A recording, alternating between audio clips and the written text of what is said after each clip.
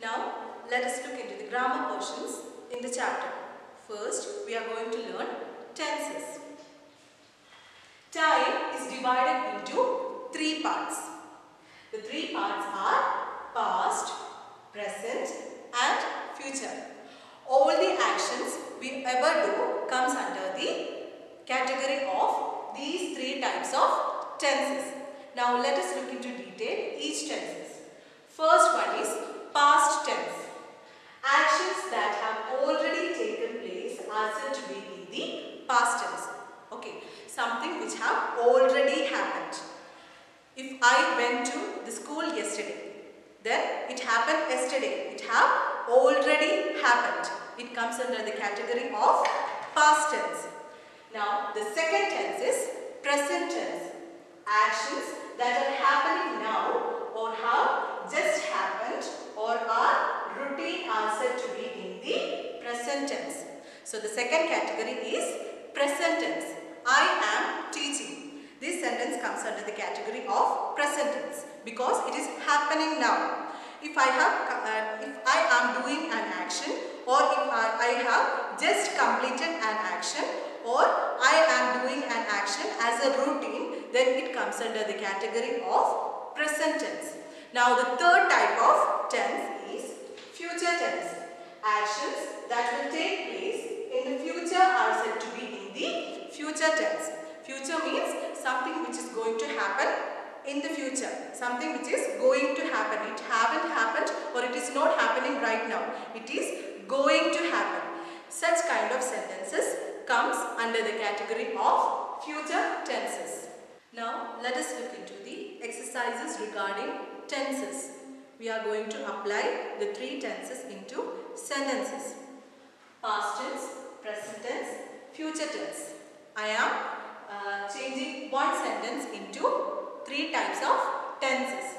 First, I read a book yesterday.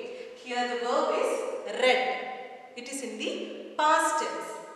In present tense, I used it as I am reading a book. It is happening now. So, it became in the present tense. Next, in the future tense, I wrote it as I will read a book tomorrow. It is something which we are going to do. So, I used it in the future tense. Next one, I went to the market yesterday. Went is in the past tense. Okay, so this sentence is happening in the past tense. I already went to the market. So, it is in the past tense. Next one, I am going to the market. It is happening right now. I am going to the market. So, it is in the present tense. Now, the third one is I will go to the market tomorrow. Tomorrow is in future tense. Something which is going to happen. So, this sentence is used with the will and the present tense form of the verb. That is, I will go to the market tomorrow. Likewise, you have to add more examples to the table. Now, we have learned tenses. Try doing the exercises A, B and C from page number 16 and 17. Next topic, antonyms. Antonyms are opposite words. That means word with the opposite meanings.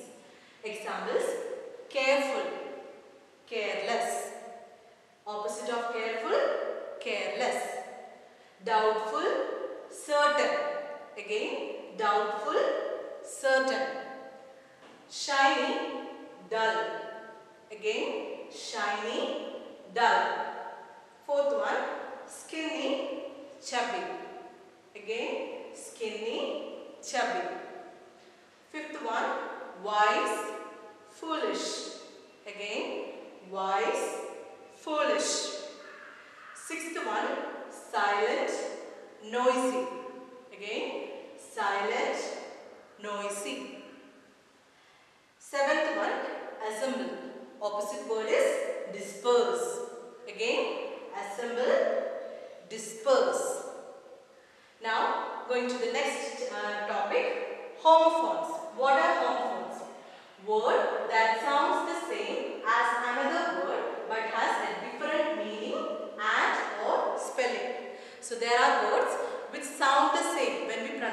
they sound the same, but they have different spellings and also different meanings.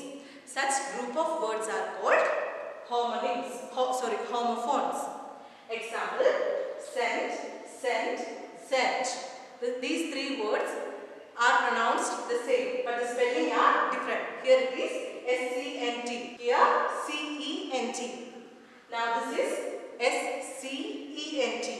But these three words sound the same. Another example, rain. R-E-I-N.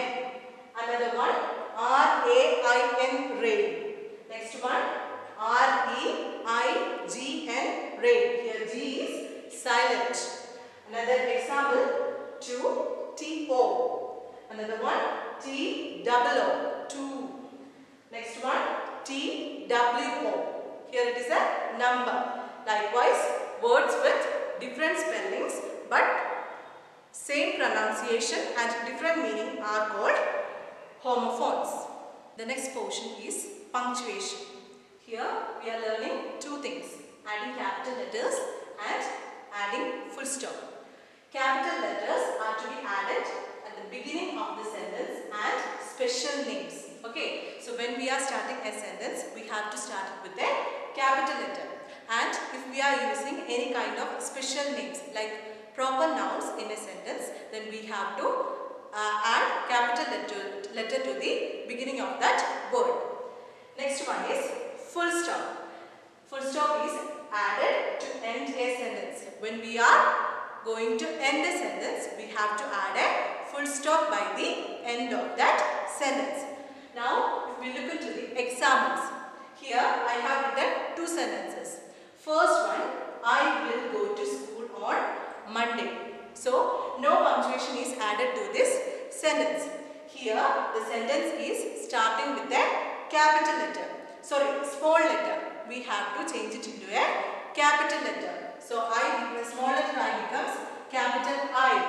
And the rest of the sentence goes like, I will go to school on Monday. Here, Monday is a special name or a proper noun. So, we have to change small letter M into capital letter M. Monday. And thus we are ending the sentence. So, when we end the sentence, we have to add a full stop by the end of that sentence. Now, look at the next example.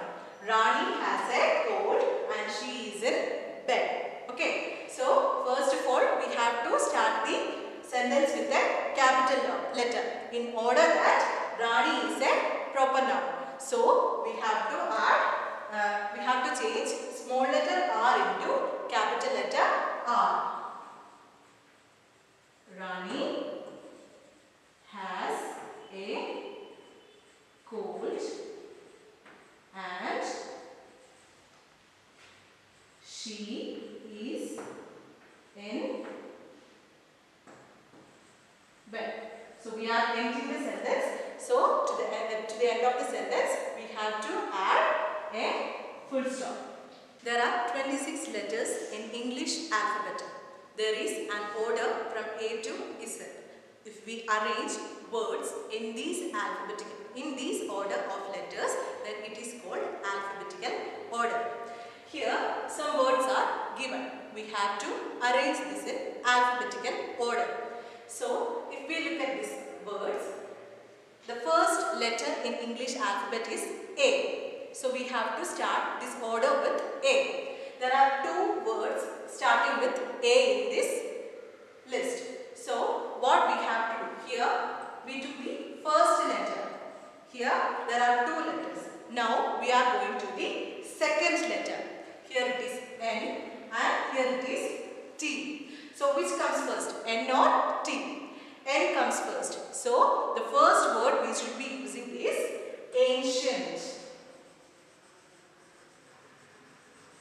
So, naturally, there is only another word which starts with A and the second word is T. So, the second word in this order must be Attic. Now, going to the third word. the next word which we should be using in this list is be. There is a word which starts with be. So it becomes the third word. Behave. Now going to the fourth word. Here three words are left. Squat, splash and course. So after A and B, the next letter is C. So naturally course is the fourth letter. Sorry, word.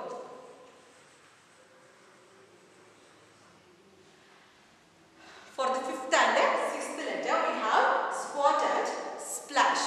Now, these two words starts with S. So, the first letter is the same. Now, we have to check up the second letter, Q and P. Which one comes first? P. So, the fifth letter is splash.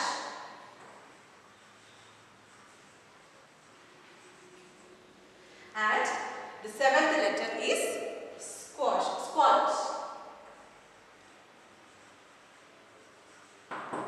So, this arrangement is called an alphabetical order. Now we have arranged the words in the textbook. On page number 18, you have to find out the meanings of all these words from the dictionary and try to write it down.